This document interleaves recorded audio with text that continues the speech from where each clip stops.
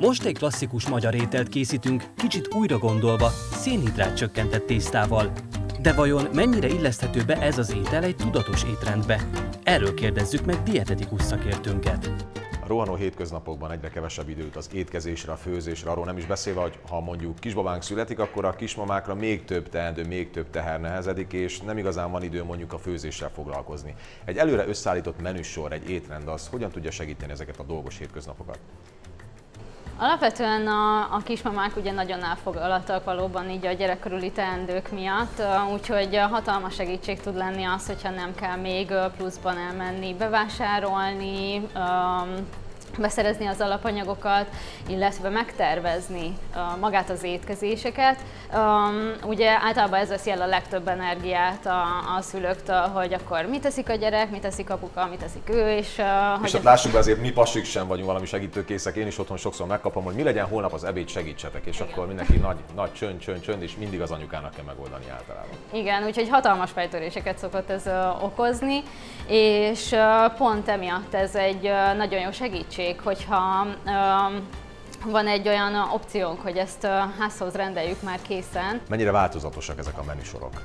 Lehet válogatni, ugye háztáji ízeket is raktunk az ételek közé, illetve ugye reform ételeket, köreteket, hogy minél inkább változatosabb és színesebb legyen a portfólió, főleg azért, hogy ugye erre is van igény, hogy az ember azért színesen étkezzen így a mindennapok folyamán. És ha már a mindennapok és mondjuk jut egy kis idő a főzésre, akkor nyilván az ember szeret egy picit otthon is főzni, mert az akár egy családi program is lehet. És itt van velünk Zoli, aki most próbál egy picit bevezetni minket a gasztronómia világába. Zoli, melyek azok az alapanyagok, amik ilyen Jolly Jokerként mindig jó, hogyha otthon szerepelnek, hogy össze szeretnénk gyorsan dobni valami egészségeset? Ha nagyon gyorsan akarunk elkészíteni valamit, akkor elkerülhetetlen, hogy bevásárlással kezdjük. De ezért, ha megtúrjuk otthon a hűtőt, és találunk mondjuk egy kis gombát, egy kis hagymát, ami azért általában elő szokott fordulni otthon, akkor pikpak össze lehet dobni gyorsan mondjuk egy gombapaprikást, egy tésztával, egy kis tejföllel, és ezt szerintem a kisgyerkőcök is nagyon szeretik. Alá is pirítunk ennek a serpenyőnek, ez tényleg az egyik lehető leggyorsabb étel, amit elkészíthetünk otthon. Megmutatom neked, mert ez olyan könnyű, hogy még szerintem te is meg tudnád csinálni. Biztos vagy ebben azért, de szerintem ez nem olyan egyértelmű, de legyen így.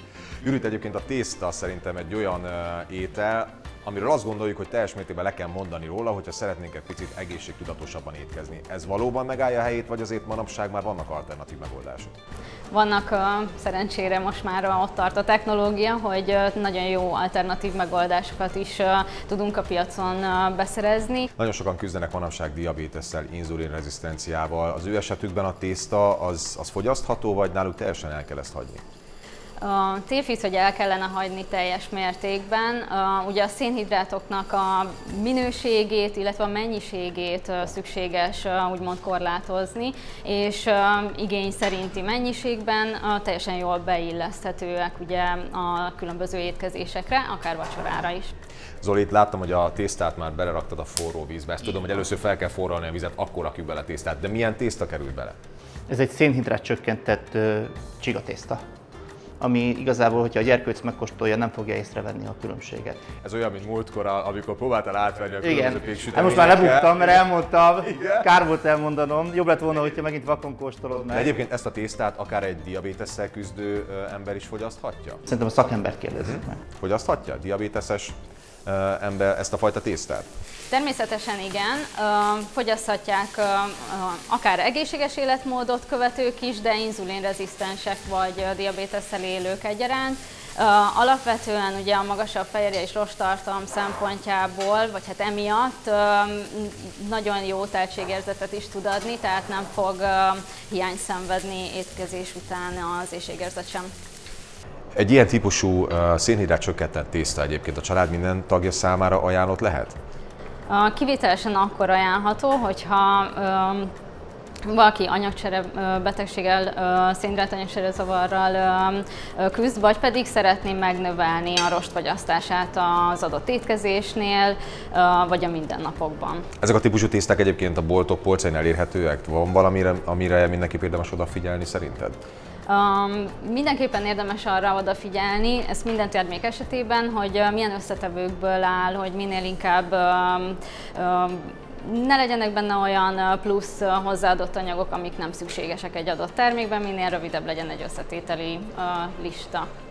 Zoli, hogy áll a tésztánk? Képzeld, annyit beszéltél róla, hogy közben el is készül. Nem mondod. Figyelj, mit szólsz ahhoz, hogyha leszűröm? Meg hogy te készítettel így. Így most van. Persze. Na nézzük.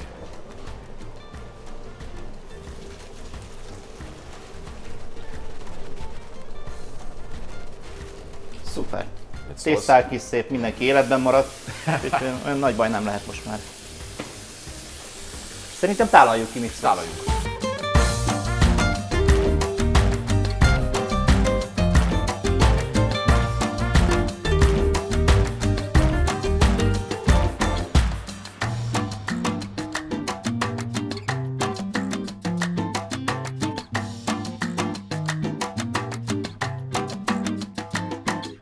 Judit, Zoli, szerintem kóstoljuk meg, mert Essünk neki.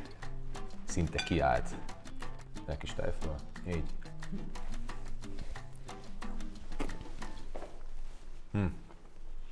Judit? Ügyesek vagytok. Jót főztél, gratulálok. Köszönöm szépen.